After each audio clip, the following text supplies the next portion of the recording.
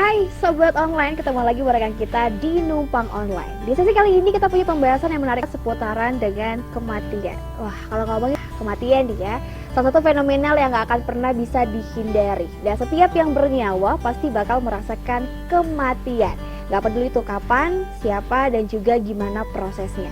Apalagi untuk seorang public figure yang hidupnya terus tersorot publik di sosial media, bahkan bukan hanya sekedar hal-hal besar ya dengan teknologi informasi, tapi juga hal-hal yang remeh-temeh selalu jadi sorotan. Apapun segera tersebar luas lewat berbagai platform informasi yang ada di genggaman kita. Apalagi melihat pesatnya teknologi saat ini, di mana teknologi informasi ini berkembang dengan begitu luasnya dan juga sangat pesat ya. Sampai-sampai berita sekecil apapun bakalan segera tersebar di sosial media. Apalagi untuk seorang public figure yang selalu mendapat sorotan media. Jangankan isu soal kematian, tapi soal remeh-temehnya pun akan segera tersebar dikarenakan teknologi informasi yang terus berkembang dengan pesat. Sehingga berita sekecil apapun nih, mau itu tentang kematian dan hal-hal apapun akan segera tersebar luaskan di berbagai platform informasi yang ada di genggaman kita alias gadget. Nah, pada puncak kejayaannya nih ya, wajah keempat anggota The Beatles menjadi wajah paling terkenal di planet ini. Dengan kepopulerannya yang mereka miliki saat itu, udah pasti setiap kegiatan yang mereka lakukan gak akan luput dari pemberitaan media. Bahkan ya, Sobat Online nih, sampai saat kematian salah satu personilnya, John Lennon yang tewas tertembak oleh penggemarnya, dan juga rumor kematian dari Paul McCartney yang hingga saat ini masih menjadi perbincangan yang menarik banget untuk dibahas, khususnya mengenai kematian dari Paul yang masih simpang siur kebenarannya. Di pembahasan kita kali ini kita bakal ngebahas seputaran dengan teori-teori yang berkembang dan masih menjadi perdebatan publik ya mengenai kematian dari Paul McCartney. Sebelum kita masuk ke pembahasan kita yang lebih jauh, aku mau ngajakin kalian dulu untuk klik like, subscribe, dan juga tekan lonceng notifikasinya supaya kamu dapat notifikasi terkait dengan video yang ada di channel YouTube kita. Sir James Paul McCartney CHMBE lahir di Walton General Hospital di Liverpool, Inggris. Ini adalah salah satu pendiri utama dari grup band The Beatles pada awal dekade 1960-an bersama dengan sahabatnya yaitu John Lennon. Mereka pertama kali ketemu nih Sophia saat John Lennon ini bersama bandnya The Quarrymen tampil di Walton pada 6 Juli 1957. Sejak pertemuan itu, keduanya bersahabat dan bersama-sama merintis karir bermusik mereka dari nol. Diawali dengan bergabungnya Paul McCartney di Quarrymen, lalu Paul meyakinkan John Lennon nih untuk mengajak George Harrison bergabung bersama mereka untuk mengisi posisi gitaris. Dengan formasi Lennon, McCartney, Harrison, ditambah lagi Stuart Sutcliffe dan juga Pete Best sebagai drummernya. Mereka memulai petualangan mereka. Dalam perjalanannya, Paul McCartney dan juga John Lennon paling banyak menciptakan lagu-lagu hits bagi band yang satu ini. Sehingga memang mereka berdua ini nggak aneh kalau misalnya menjadi tulang punggung band. Nama The Quarrymen sendiri terus berganti-ganti hingga akhirnya di bulan Mei 1960 saat mereka tampil di Hamburg, mereka sepakat mengganti nama bandnya menjadi The Beatles seperti yang kita kenal saat ini. Richard Starkey atau yang lebih dikenal sebagai Ringo Starr baru masuk ke dalam formasi The Beatles atas permintaan dari produser Parlophone Records yang menjadi label pertama The Beatles dalam karir mereka ini.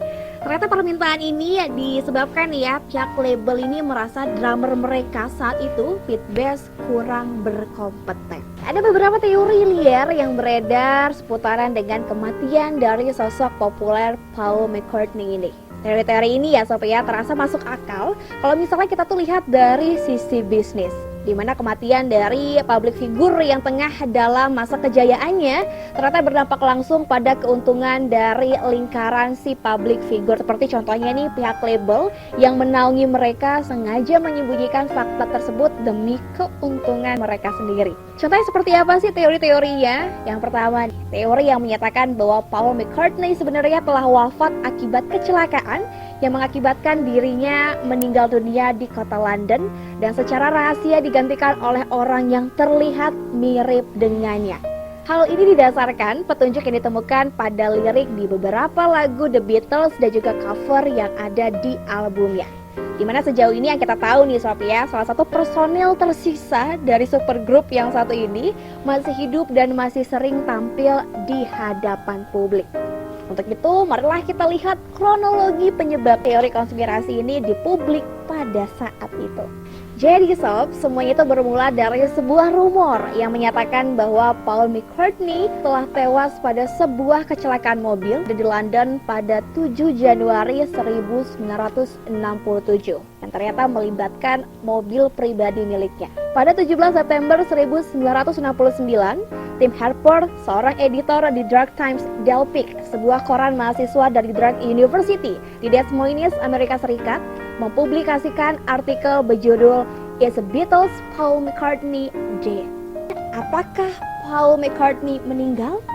Dan ternyata artikel ini mengutip petunjuk-petunjuk dari album The Beatles, termasuk pesan dalam lirik lagu The Beatles yang pengucapannya dibalikkan sehingga memang terdengar berbeda, alias ada pesan tersembunyi dari lagu tersebut.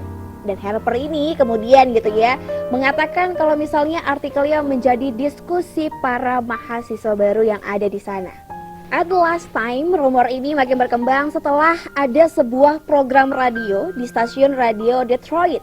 Seorang penelpon memberitahukan DJ Razgib tentang rumor dan juga petunjuk ini. Sehingga memang terjadilah diskusi mengenai rumor yang satu ini. Lalu apa aja sih isi petunjuk-petunjuk yang tersembunyi itu?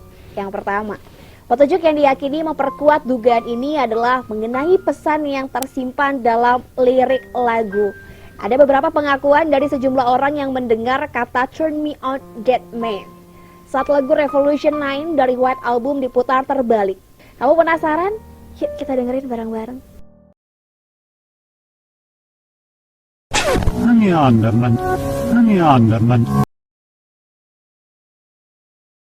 Number nine. Lalu nih Sob ya, beberapa orang lainnya mengaku mendengar kalau misalnya John Lennon ini mengucap kata I Bird Paul di bagian akhir lagu Strawberry Fields Forever.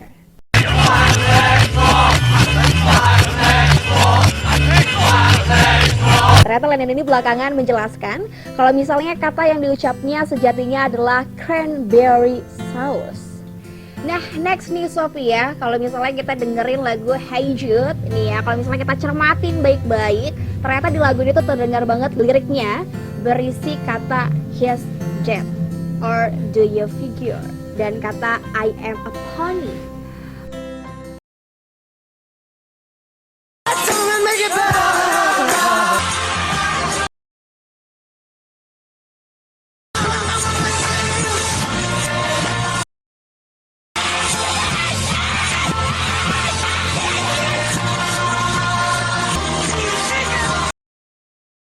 Menurut kamu sendiri nih gimana? Kira-kira bener nggak sih kalau misalnya hal ini adalah sebuah pesan tersembunyi?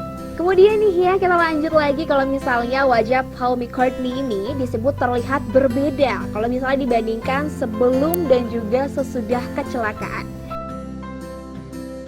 Dimana memang sejumlah orang percaya kalau misalnya Paul ini sudah wafat dan digantikan dengan seseorang yang mirip dengannya bernama William Serge Campbell, yaitu seorang pria Kanada yang pernah mengikuti ajang kontes kemiripan di tahun 1967.